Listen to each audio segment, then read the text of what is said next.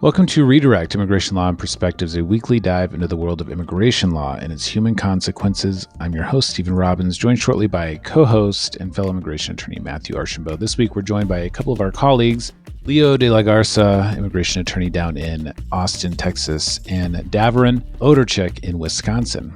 Dav, as we call him. Or you can call him Dave. He likes that too. Has been on the show before. We're talking about what it's been like working in quarantine with social distancing, and also how it's weird that many of our clients went from being quote-unquote low skill to quote-unquote essential overnight. And despite this quick and drastic change in the framing of the type of work they're doing, they're not seeing the types of benefits or treatment that you would like to see from such a change. I mean, if somebody goes from being considered low skill to being essential, somebody who has to work despite risking their lives every day, you would think that maybe society would, start to look on them a little bit differently. But so far, we're not seeing that. And that's the discussion this week. So if you like this show, you can subscribe on iTunes, Stitcher, Spotify. You can leave a review. You can become a patron at patreon.com/redirect. We set the goal of taking a pro bono asylum case for every 100 patrons that we get. And, we're just sitting right around 120. So if you want to contribute $1 a month, you can count towards that count. And we would really appreciate it. We also know times are tough. So every dollar we appreciate. We really appreciate all our patrons and the people who support the show. Enjoy the conversation and stay safe. Have a good weekend, everybody. So we're here with Matthew Archambault, fellow immigration attorney. He's my co-host, and Davorin Odrcic. I think it's Odrcic, right? We've been over this, but... Yes. And you can call me Davorin Odrcic. Davorin. Why would... No. And then Leo Garza, he's an immigration lawyer. And Leo actually wants it... De la Garza. Sometimes. He wants it pronounced like a Spaniard, so it's Garza. Garza. How he prefers it. The more lisp, the more historically accurate. Right. You really want to lean into it. That's it. So we're here, a group of immigration lawyers, and we wanted to talk a little bit about how quarantine and social distancing has affected your practice or changed your practice. And Matthew, how about you? You gave everyone the day off today. Yeah, and I didn't realize it was Good Friday. So when I figured it out, I told my staff, I'm like, oh, well, just like enjoy the Easter holiday. And they all said, it's Easter? Uh-huh. Yeah. It's like completely lost on everyone, Totally. What's going on. Everyone's like, has no idea what day we're talking about, where we are. It's a confusing So time. you work with a bunch of heathens is what you're saying. They don't love Jesus. Yeah, I work with, they're all Mexican. They've all been raised Catholic and they had no idea. Completely Not surprised. very good Catholics, if I do say so. No. But what you mean to say is just that people are in a state of sort of, hypnosis almost, like where everybody's sort of stunned. Yeah. I mean, do you have a hard time keeping track of days and even time? Yeah. I'm on day 3 of this shirt. And it's not like one of those like where I still kind of smell good and you can kind of get away with. No, I've been right for 2 of the 3 days. You don't have that good stink anymore? The deodorant smell is long gone, but here I am. So if you let it go long enough, though, it stops. Don't worry. You stop noticing it, you mean? Maybe that's the phenomenon that you're describing. I'm working in a sort of an office-y space in our house where we actually have a Murphy bed in here and we use it for laundry and stuff. And it smells. And the window is open most of the day, like pretty wide. And I don't know what else to do. I guess changing my clothes more often would probably help I think I already... What does it smell like? Told on myself earlier, but no, it's just like a musty, like kind of, like was there maybe a homeless person in here? I tend to smell like onions, but the funny thing is my wife loves that smell. It kind of smells like a Whataburger. If y'all are from Texas, you must know what a Whataburger is. But yeah, basically very old onions. And Mexican tacos. Totally not a racist thing either. It's just it smells like carne asada tacos, which I don't know. It does. I don't like it, but she does. So I just put a little salsa in my armpits, a little lime juice, and that's really gross. I smell like a typical Slav, which means I smell delicious. All right. Like I basically sleep with cabbage underneath my armpits. Now, Dav, is it? I shower and change my clothes every day, just so we're clear. If everyone wants to know, I smell good. Now, Dav, he does. Do you find that it's been helpful to have already been a day drinker before all this happened? Listen, this is not a joking matter. I'm going to run out and have to start drinking the peach schnapps that someone gave to me years ago. And I don't want to be drinking peach schnapps. It's a little bit like when everybody comes onto your favorite band and it's like, I've been doing this for a long time. Let me tell you the real hits and what you really need to be listening to. It's a little bit like that, right? With day drinking? Yeah, pretty much. Okay. Do you find that it's easier to day drink with less staff in the office? Absolutely. Or were you... Wait, are you at the office staff? Oh, yeah. Do you still have people coming into your office to meet with you? Oh, no. No.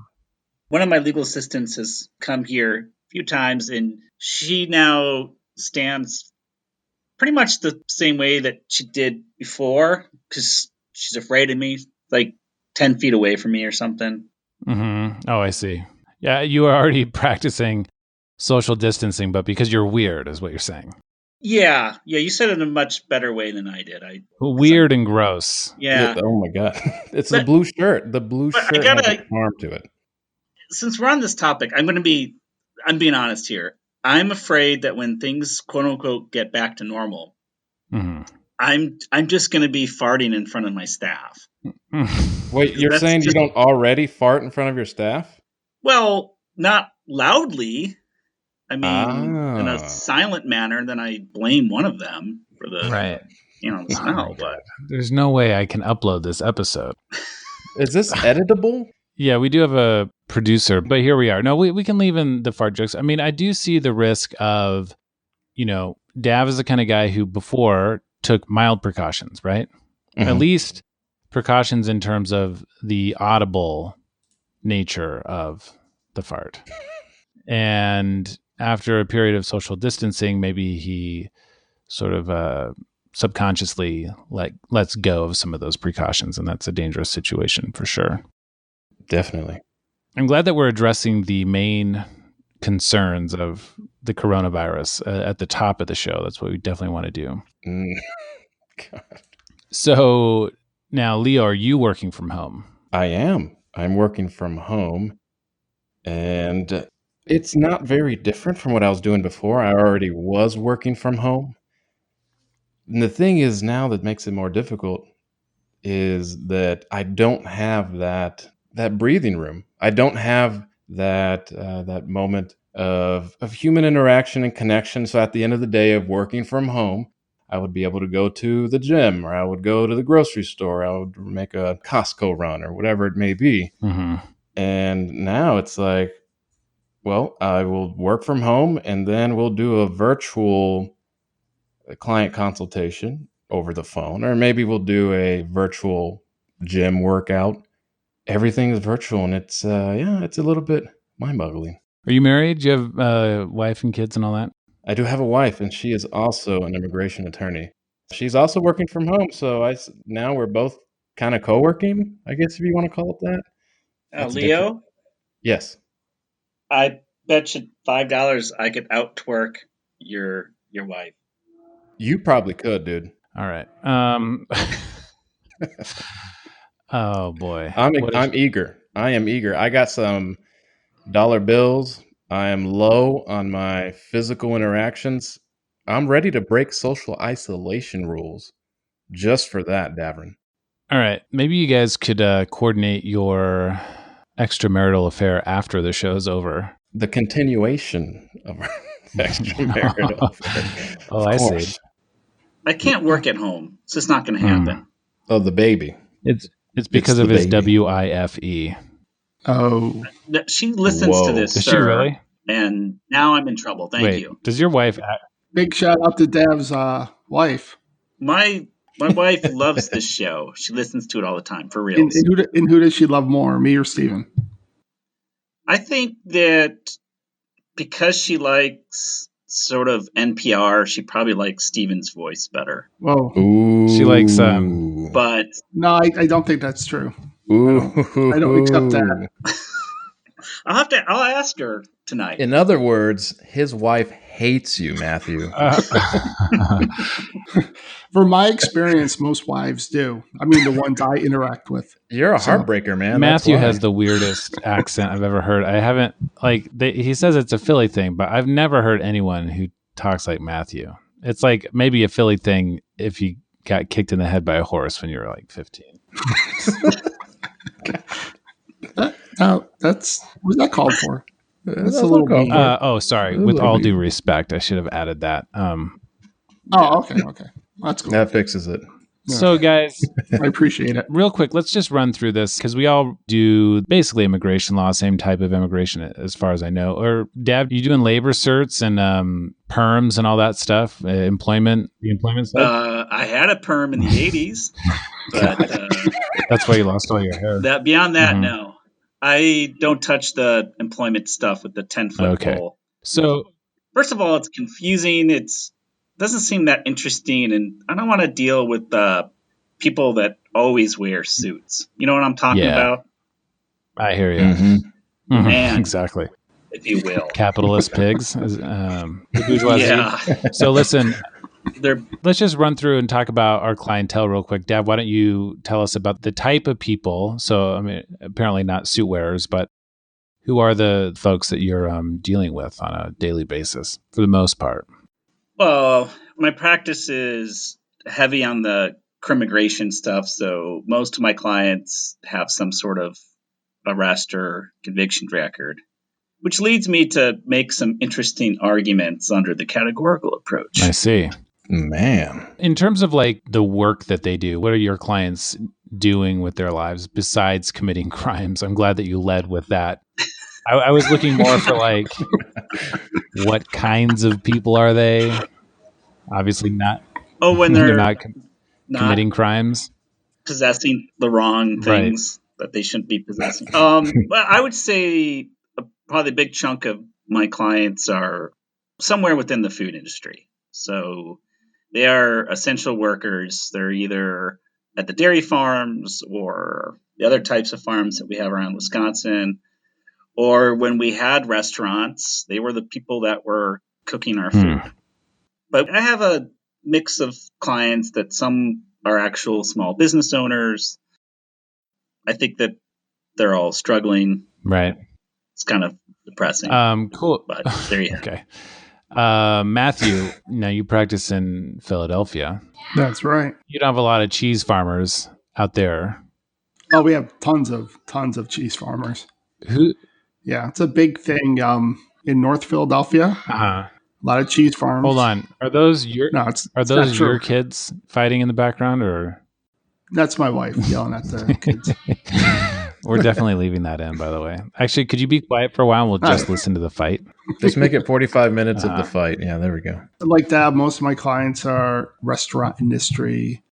At least half of the calls that we receive are about if they're eligible to apply for unemployment. I would say those are, and the other half are them telling me that they can't pay me. So it's awesome. What's But, the answer to that first question? Where you are? It depends, Yeah. right? Okay. Cool It lawyer. depends. And Lawyer we answer. actually we've done a lot of research, so we know pretty much about Pennsylvania and New Jersey, and we try to direct them the best that we can. But yeah, it's a little disconcerting. Disconcerting. All right. Leo, what about you? Who are you representing down in Austin, Texas? Down in good old Texas, a lot of the same type of clients that Big Daddy Dave brought up. So mix of business owners, people that work the fields, a couple mechanics, people that work with their hands. Well, actually, every now and then I come across someone that works for a company that works in IT. It's a programmer. It's kind of a big industry down in Austin, but I don't always get those types of clients. I get a fair mix. A lot of them have been affected by the layoffs, the restaurants closing, the seeming complete shutdown and restructuring of our economy. Right. Kind of scary times, man. Very scary times. I find with my DACA clients that you start to bleed into like, oh, he works at the university or she works at a bank or something like that. But otherwise, most of my clients are farm workers. Yeah, there's lots of mechanics or farm hands. So mechanics who work on farms for the farm equipment. Yeah, some restaurant workers and small business owners. I mean, that's a big one. There's some really prominent businesses here in Yakima that I think people would be surprised to find are owned and operated by undocumented folks. So we don't want to play into stereotypes and get people to think that all undocumented workers are farm workers or anything like that. But that is, for me, most of my clients. I've been thinking a lot about this term, essential workers. Is that something like you guys had ever thought about before, or a term that existed in your lexicon before all of this? Yeah. I mean, I think so. I would say in the context of my clients all the time. I mean, I love eating, like not just to live, but I like to eat. And so I always think about where I have a meal, where did it come from? Where did this start? Someone must have cut up this meat. Someone must have gotten these vegetables for me. And so it's sad that it has to take this horrible pandemic for hopefully a lot of people to realize that our economy needs immigrants both on what's quote unquote called unskilled, although I don't think that that's a fair thing to necessarily say, because I don't think any of us could just go to a dairy farm and figure out how to herd cows. Yeah, I guess that's what I meant though, like, because the sort of framing of this issue before this, just like you, I'd thought, oh, these people are important, obviously, or even essential, but I'd never heard certain industries framed as being essential or non-essential. It was always this other framework that we're used to dealing with, which is high skill, low skill, right? Mm-hmm. Which says that people like us, because we went to school and, whatever, we're high skill. And all these other folks, anyone could do those crappy, easy jobs. And those are low skill. And it has been interesting to see how when society comes to a screeching halt, the people that we really need the most are the low skill workers, the so-called low skill workers. Yeah, it's not all about skills. But when all this is over, the first people that they're going to be looking to round up and deport because the economy is going to be so bad is going to be the workers that are keeping us fed right now. I saw this mockumentary back in 2000 something. 2000, way back in the day, guys. I mean, way back in the good old days of 2008 or 9. And there was, what was it called? A Day Without a Mexican. It was a pretty dumb movie. Mm-hmm. I've seen this. It had a really interesting premise. Right. Yeah, basically, and you got California, and then all of a sudden all the Mexicans disappear, and everyone freaks out, and things shut down. And, well, I guess that's the lesson. It's very similar to things now. We realize that, like you were saying, Stephen, although we have this idea that they're in low-skill positions, their roles are absolutely essential to the success of our economy and to keeping Davorin fed and happy. Right.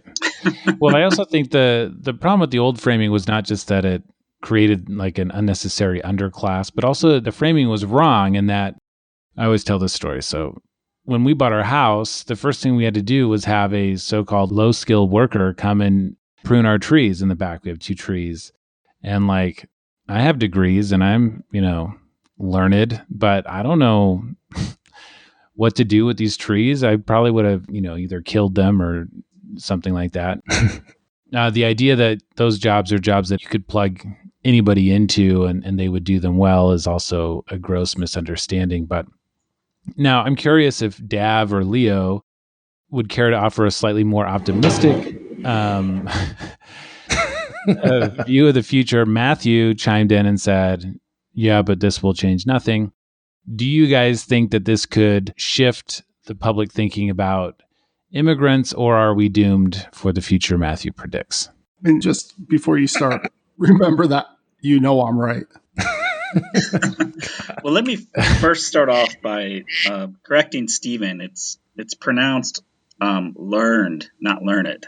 Ooh. I don't want to be like Dan Tillman, but God. just telling you. But seriously, I don't know. I mean, part of the problem is, there was this article from New Yorker a while back on this one large chicken processing plant, and it was very depressing because, I'm pretty sure that I've benefited from that processing plant. I eat chicken, and the labor violations reported in this article are just they're depressing. So I think that I'm looking at this as a larger issue beyond immigration about what kind of society do we want as far as how we feed ourselves. Is there a way to basically agree that perhaps food should be a little more expensive to ensure that those that are helping us eat are taken care of? Yeah, that's a really good point. And obviously, and then there's, so you're not a vegetarian. You don't care about like animal lives then, just people lives. I'm not a vegetarian. He doesn't care about people lives either. Yeah. First time I ever learned about veganism, I was really blown away. So, man, how do you live? What's but left? People do. Yeah, people do. Do they? I mean, do they really live?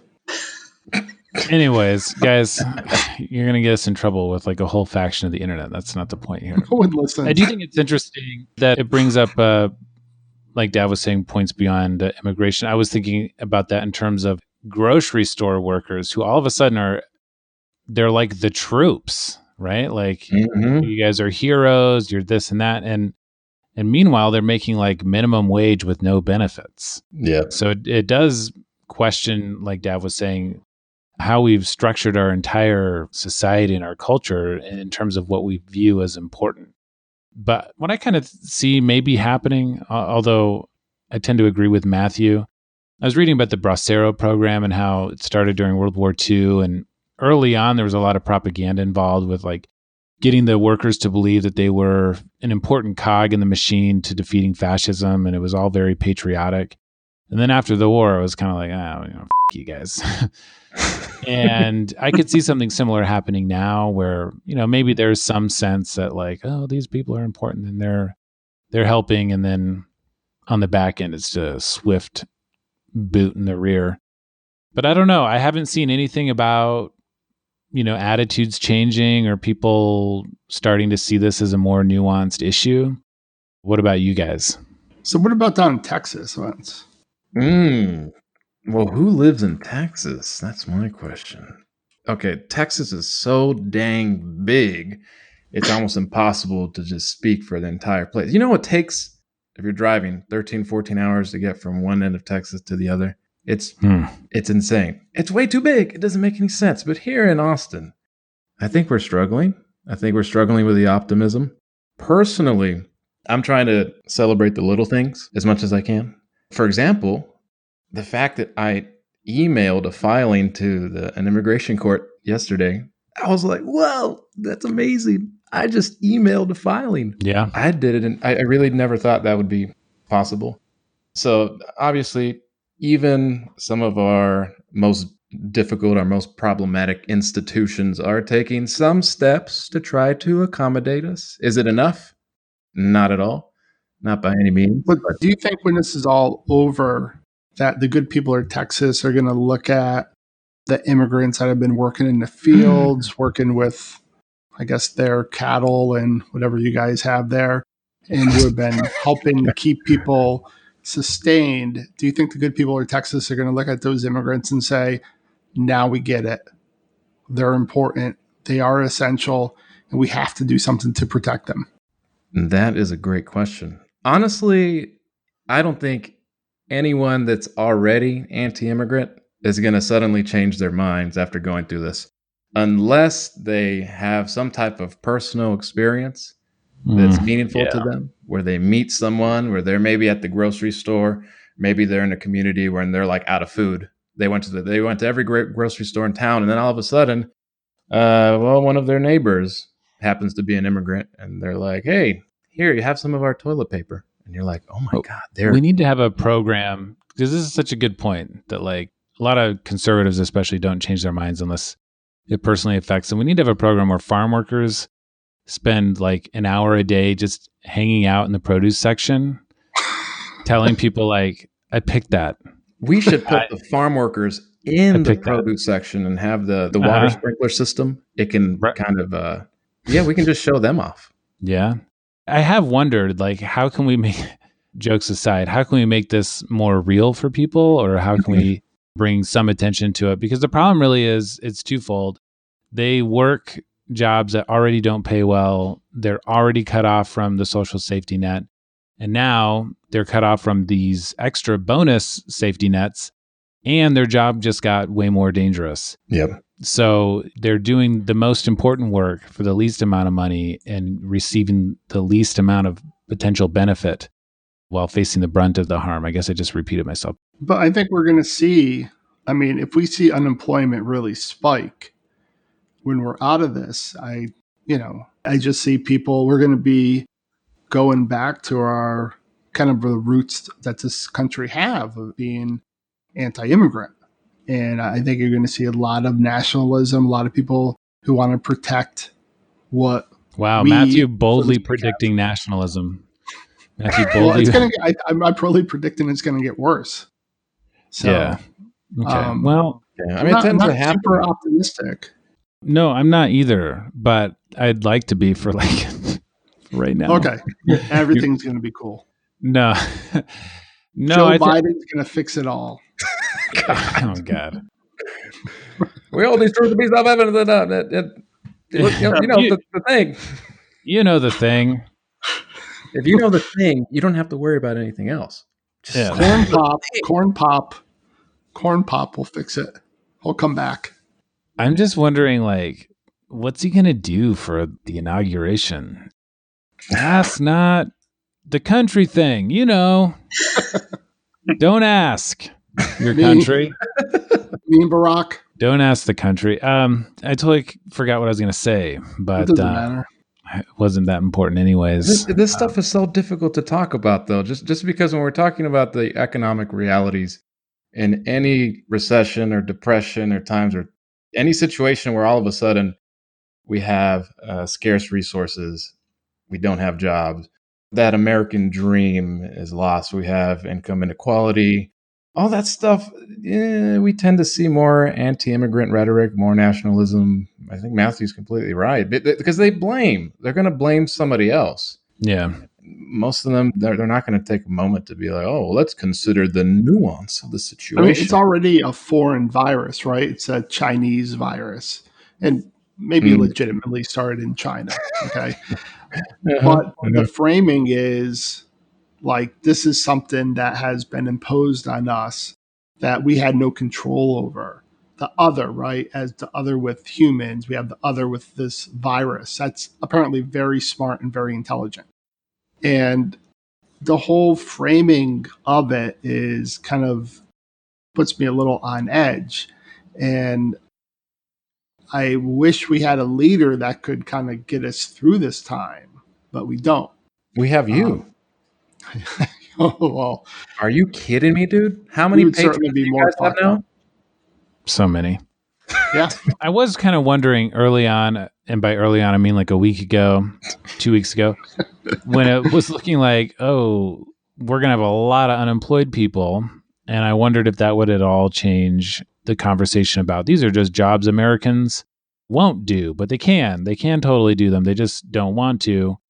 And immediately my congressman came out and was like, we need more temporary farm worker visas. So there's no big push to get, Americans in the fields. And and I haven't seen any appetite for that. I haven't heard anyone call into the local talk radio to say, like, if you've lost your job, there's pruning going on or whatever. And so we will probably just see the same sort of rhetoric about we got to get more temporary visas. And meanwhile, these ones we got to get out of here.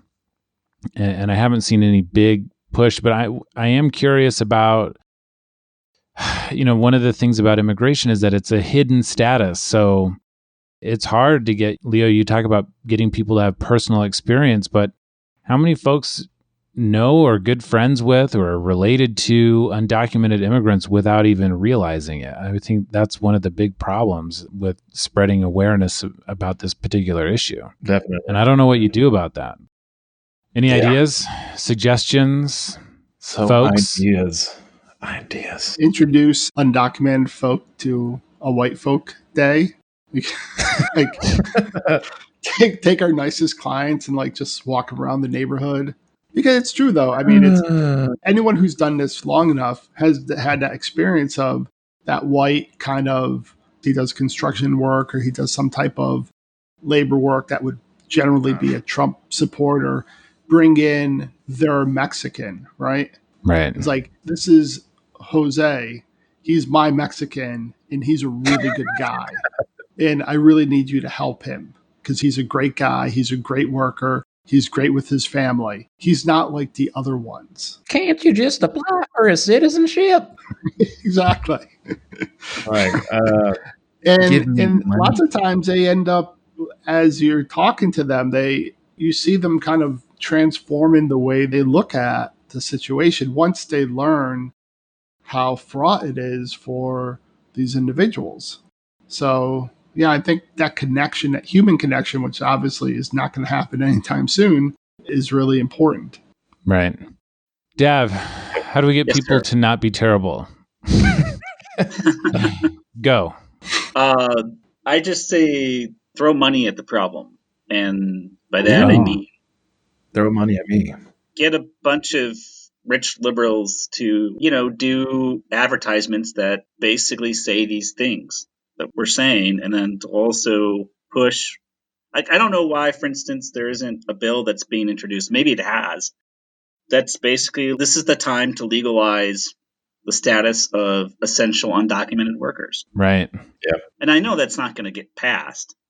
The Senate's not going to do anything. And even if it did pass, Trump would probably veto that, I would assume. But at least it's up in the forefront. At least it's getting exposure. I think you could throw in like a Eastern European modeling visa, in the last stages of the bill being pushed through, and he would probably sign it. Man. Like a special visa for tens. Yeah, I'm just reading an article in Hazleton, Pennsylvania, which is about 2 hours north of Philadelphia. Meatpacking plant closes with 130 workers testing positive for COVID-19. Wow. This is a plant, and the union leader just died. He was a man from Haiti. He was 70 years old. And it describes how he spoke Creole, but he learned Spanish in order to communicate with the other workers there. So likely this is a plant that, knowing the area, this is a plant that is likely at least working with many, many immigrants. And I think it's probably safe to say a lot of them are probably undocumented, doing essential work, right? We like meat and we like it packed. And they're there risking their lives for shitty pay, shitty conditions, and now they don't have jobs. So they're probably sick and they don't have jobs. And a lot of them probably won't be able to get that fallback of unemployment or anything like that, or any of that Trump cash that will never come. So yeah, I would hope when this is all said and done, we'll take a long look and say, yeah, these people really deserve something for all the sacrifices they made. I'm just not optimistic that's going to happen. I kind of agree with Dav. We need a couple of really rich celebs, #celebs, to honestly do like a really good, expensive ad campaign and just run the Where's Tom Steyer? honestly, Yeah. Tom Steyer. Look, Matthew and I will come up with the ads. We charge a nominal fee. Very nominal. $2 million retainer. Yeah. $2 million retainer. We'll only draw on it when we super need it and when we've earned it. Which is now. Which is immediately. And no, but seriously, people need to @ Tom Steyer on this, because I think if we had a smart ad campaign, I mean, we could at least start to change some minds. Yeah, he should come on the podcast. Yeah. He should. And you know what? We never said anything negative about Tom Steyer. And I actually like the plaid tie. A lot of people. The flat tie was. I liked it. It's a high point of the primary season. I play basketball with Mike Bloomberg. Whoa. Is that true? Well, dude, you probably dunked his on him. name is Mike Bloomberg, but not the Mike Bloomberg. Dav, But you were blocking every one of his shots, weren't you? I was. It was with awesome. your kneecaps, dude. With your kneecaps. Dav is about 5'1" for people who don't know. 5'1", 220 is something like that. And he, thick boy. This is a true story. He goes to the gym and makes his wife take video of him making 3-point shots, and she's standing there for hours waiting for him to make one, so that he can post it to his 15 Facebook friends. It's pretty sad, but anyways, it's all true. Oh my god! Yeah, it's beside. I got yelled at yesterday by my 8-year-old daughter because I threw a temper tantrum while playing video games. What did you do? Well, I was playing this soccer game, and it was a World Cup, and I purposely picked a really weak group, and I was losing to the Faroe Islands. It's ridiculous. All right. I suck at this game, and it angers me. I got out the old Nintendo the other day. I thought maybe my daughter would be old enough to play, but she's not. She's terrible. She sucks at it. And I saw in there. How old is she? Like 16? She's 3. Oh, yeah, same thing. Yeah. In the box, I had the cartridge for Super Tennis. And I remember that in high school, me and my friends got really into Super Tennis. And at one point, I went into the garage and smashed it with a hammer. And this cartridge is the second one I bought. I had to go back and buy a new Super Tennis because I smashed the first one. You were super pissed, dude. It was a really cool story. But listen, I got to wrap this up. But I do want to say thanks for coming on, you guys. And for people who are listening, things are going to get bad probably or already are bad for most of us. For some of us, less than for others.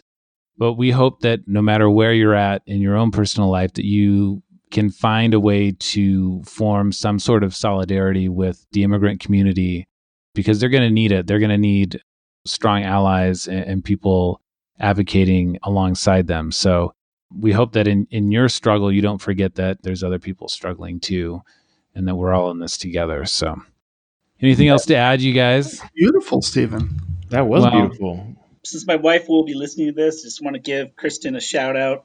Love you. You're awesome. I wish you would have married better, but that was your fault. Ooh. I want to say the same thing. B, if you're listening, I wish you would have married better too. You're awesome, except your taste in men. Everybody loves B. Keep twerking. No, I keep working. We're going to get through this, girl. You hear me? We're going to get through this. Stephen, is there anything you want to say to your wife? No, we're going to take, this is a note to the producer. Please take all the wife stuff out. Permanently. I think it's cute. I don't have to say anything to my wife because she will never listen to this. Matthew and I have she is very nice. I like her. You like her? Yeah, she's good. Does she like you? Please. All right, guys. Everybody have a good weekend. Stay safe. And we'll wash your hands. You too. Will do.